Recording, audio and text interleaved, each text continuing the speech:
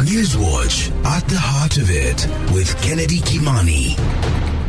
Good morning. The family of the late Professor George Magoha has eulogized him as a man keen on pursuing success in his endeavors. These as government leaders and friends gathered for the Requiem Mass in his honor yesterday at the Consolata Shrine in Nairobi. Magoha's wife, Dr. Barbara Odudu Magoha, eulogized her late husband as a team player in their marriage. That's why they say he was obsessed with success. Because each time you pass one battlefield, you prepare for the other. After all, life itself is battle. I'll never complain. I had him for 40 years. I'll be very ungrateful if I did that. There are people who have had marriages of lesser years. I thank God, and I have accepted. We were a team. He looked over my back, and I looked over his. In marriage, we all know there's nothing like 50-50. There's always one person sacrificing more than the other. It could be 40-70, but everything came to 100. We understood that. And as a couple, we worked through them. Magoha's son Michael described his father as one who was always available for him despite his responsibilities in the government. All through my life, if I ever needed my dad, he was available. It didn't matter if he was a surgeon, if he was a cabinet secretary, and that's because he believed in family. And it was always the same. One phone call, if he can talk, he talks immediately. If he can't talk, immediately he finishes, he would come to me. And that's for 38 years of my life. Magoha's successor, Education CS Ezekiel Machogu, said he was a notable example for many, and in particular his own son Paul.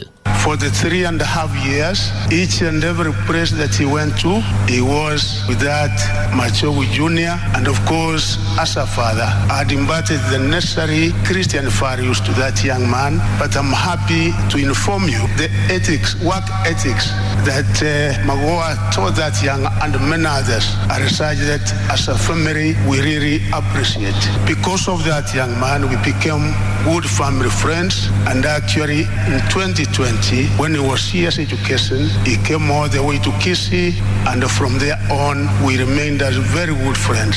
Even in August, as he was writing his handing over notes, not knowing that the one who would be able to take over from him was the father of that young man. The one who did the handing over notes was Paul Machogu. News with Hope FM. Meanwhile, Kenya and Eritrea have agreed to permanently scrap visa requirements for their citizens. These after talks between President William Ruto and his Eritrean counterpart Isaias Afwerki were held at State House in Nairobi yesterday. The meeting centered on opening up the region and freeing the movements of goods and services between the two countries. The two leaders also had bilateral talks where they agreed to develop comprehensive plans of cooperation in various sectors.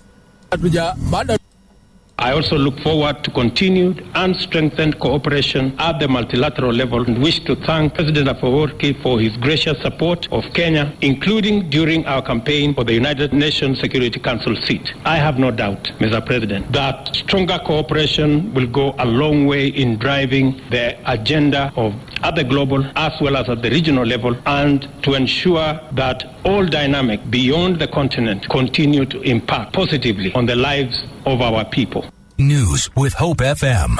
And the Directorate of Criminal Investigations has distanced itself from the alleged raid of former Interior CS Dr. Fred Matiang'i's home on Wednesday night. In a statement, the DCI said none of its officers were deployed to the current home of Matiang'i, adding that none of the cases from the investigation so far have reached the stage of requiring assistance or attendance of Dr. Matiang'i. The DCI, however, said it is aware of a well-coordinated deliberate attempt to spread false information and incite public fear. The DCI now says it will continue to conduct its own investigations into the matter and hold all those involved accountable. This as a cross-section of Kenyans have expressed varied views on the incident. Bado tunalia, bado tunaile kidonda bado, lakini maisha yenyewe ndio hii imetukalia. Badala serikali itushughulikie. Anashikwa amefanya makosa gani kwanza? Kitu ya pili, hii ni vita ya kisiasa. Matiang'i si mtu wa siasa. Vita ya kisiasa wafai kuingiza kwa mtu ambaye alikuwa CS na saa hii hayuko kazi. Hiyo ni makosa kubwa wanafanya. Ile kitu mimi naweza sema, ile mambo Ruto anajaribu kufanya ni ya kujizuia kwa ile makosa amefanya.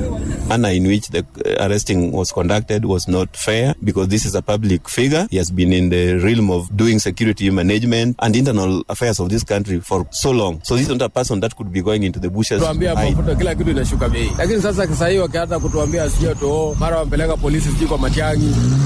Hiyo haitusaidii sisi. News with Hope FM. Meanwhile, Azimio leader Raila Odinga has dared members of parliament in the coalition who recently held a meeting with the President William Ruto and effected to resign.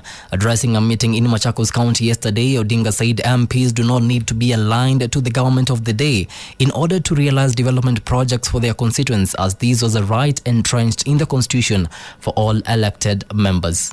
So the days when members of parliament used to go and see Mtukufu Rais Nyayo, ati ulituahidia sisi utaleta mradi ya maji hapa, utajenga low cost housing hii hapa, barabara hii itatengenezwa, kwenda piga magoti chini kwa rais alete maendeleo, imekwisha. That era is gone. You don't need, if you want to go and see Mr. President as a personal friend in State House, go. But if you want to go and talk about issues that affect the party, then you must give him permission by the party before you go to see the president. What you see, these people must be seen for what they are, traitors in the cause of a revolution. We are in the course of a very serious issue. What you have through here. News with Hope FM. And that's the news at 8 a.m. Good morning. I am Kennedy Kimani. Newswatch, keeping you up to speed with the latest news.